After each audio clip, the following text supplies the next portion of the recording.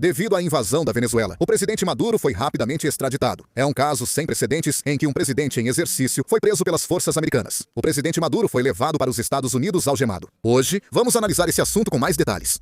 Por quase um ano, rumores de invasão foram constantes. Em 3 de janeiro, os Estados Unidos lançaram uma invasão repentina e executaram uma operação militar surpreendentemente perfeita contra a Venezuela. Na verdade, a Venezuela é um país de porte maior do que países como Panamá ou Granada. Então a análise predominante era de que, caso os Estados Unidos realizassem uma invasão, haveria algum nível de dano. No entanto, essa análise foi completamente derrubada. A operação iniciou com infiltração de forças especiais e bombardeios aéreos em Caracas. Ataques cibernéticos bloquearam as forças armadas venezuelanas, causando apagões. Enquanto os Estados Unidos da América bombardeavam, o 160º Regimento de Operações Especiais de Aviação se infiltrou em Caracas, enfrentando pouca resistência venezuelana. O sistema antiaéreo quase falhou totalmente. Eles entraram com facilidade, não foi? Depois disso, a Delta Force se infiltrou, prendeu o presidente Maduro e conseguiu levá-lo sob custódia para os Estados Unidos. Mas todo esse processo levou apenas 3 ou 4 horas e ninguém sequer se feriu lá. A única coisa que aconteceu foi que um helicóptero ficou danificado, mas até esse helicóptero conseguiu retornar com sucesso. Na Venezuela, o exército ficou quase paralisado. O porto de La Guaira e várias instalações militares foram destruídos, resultando em 40 mortos, segundo o exército. Deixando de lado outras questões, apenas do ponto de vista militar. É considerado uma operação perfeita, sem precedentes na história. Havia até certo número de americanos residindo na Venezuela, mas nenhum deles sofreu qualquer dano. A decapitação foi um sucesso. Durante a invasão do Panamá, foram 348 baixas americanas em 15 dias. Conseguir isso na Venezuela, maior que o Panamá, sem nenhuma baixa, é impressionante. E se pensarmos que a operação foi concluída em apenas 3 ou 4 horas, dá pra ver o quão perfeita ela foi, não é?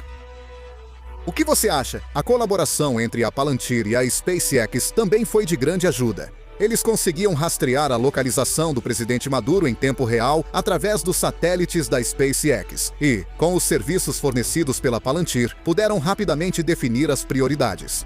Com a ajuda dessas empresas, foi possível capturar o presidente Maduro. Só por isso, já dá para ver que os ganhos estratégicos dos Estados Unidos, neste caso, foram bastante significativos. A Venezuela, do ponto de vista americano, é um país que fica praticamente no seu quintal e por muito tempo foi um símbolo de oposição aberta aos Estados Unidos. Esse país não apenas se opôs verbalmente aos Estados Unidos da América, mas também trouxe ativamente a China e a Rússia para perto, desempenhando um papel importante em afastar a influência americana. China e Rússia usaram a Venezuela como ponte para avançar na América Latina nos campos militar, inteligência, energia e diplomacia.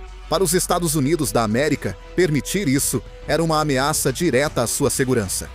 Após a Guerra Fria, os Estados Unidos da América reagiram de forma sensível à influência de potências externas na América Latina. Então, se o presidente Maduro da Venezuela fosse extraditado de repente, os Estados Unidos teriam resolvido, ao menos no curto prazo, um de seus maiores problemas? Para os Estados Unidos, isso eliminaria a preocupação com um regime anti-americano no Caribe e América Central, trazendo China e Rússia para a região.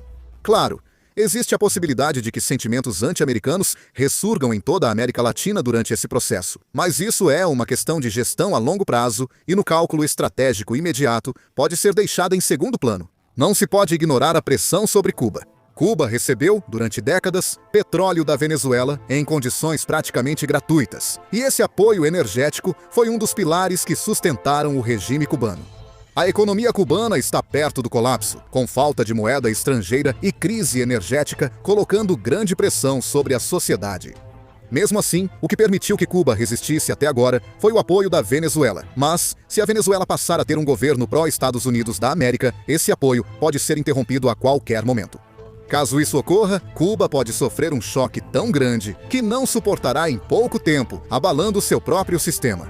Para os Estados Unidos da América, isso é mais uma forma de pressionar Cuba sem intervenção militar ou sanções extras. Não podemos ignorar a questão da China. O fato de uma parte considerável das exportações de petróleo da Venezuela, cerca de mais de 90%, estar indo para a China, era uma questão que os Estados Unidos não podiam ignorar de forma alguma.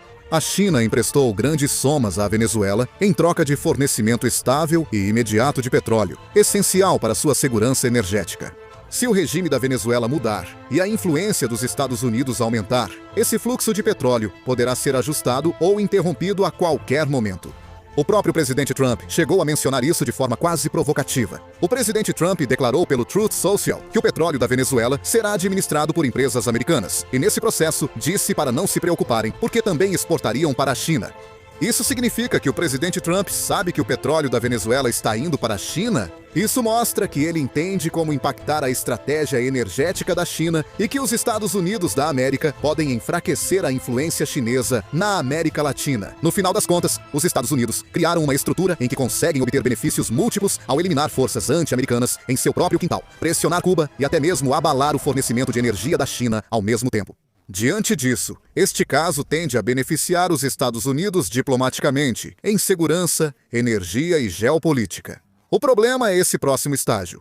Pelo tom das declarações do presidente Teoreompeu, é improvável que a questão termine como uma simples operação militar breve. O presidente Teoreompeu declarou em 3 de janeiro, por meio de um comunicado, que os Estados Unidos administrarão a Venezuela até que uma transição de governo estável, adequada e sensata seja realizada. Isso só pode ser interpretado como os Estados Unidos assumindo de fato o controle da soberania da Venezuela por um determinado período. Ele afirmou que não pode tolerar uma situação em que outra força assuma o poder sem considerar de forma alguma a estabilidade do povo venezuelano. E mencionou que os Estados Unidos já estão presentes na Venezuela e não sairão até que uma transição de governo adequada seja realizada. Ele deixou isso bem claro. Ao analisar essas declarações, parece que a intenção é manter as tropas americanas próximas ou dentro da Venezuela, praticamente administrando o país de uma forma semelhante a um protetorado até que um novo governo esteja estabelecido. É justamente nesse ponto que os fatores de instabilidade começam a aumentar drasticamente. Do ponto de vista militar, esta operação foi perfeita até demais. Desde a infiltração, passando pela captura até a retirada, tudo foi concluído de forma impecável.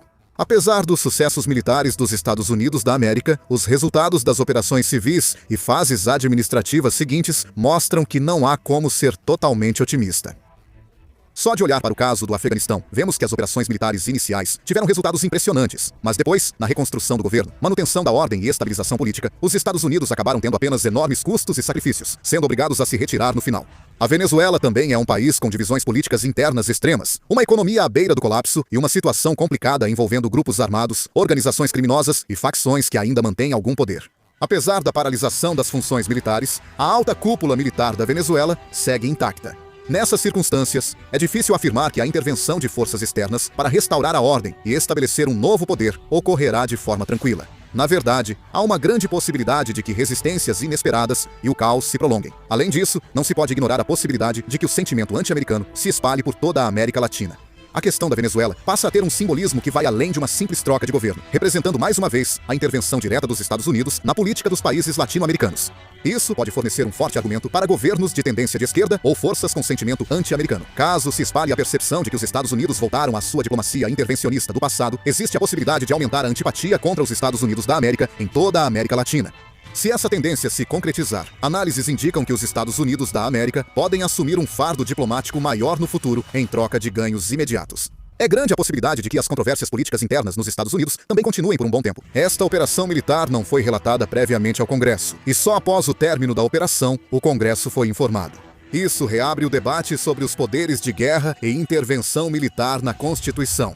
No Partido Democrata, a reação é forte, já que o governo Trump disse antes que qualquer ação militar contra a Venezuela precisaria do Congresso, tornando a decisão mais polêmica.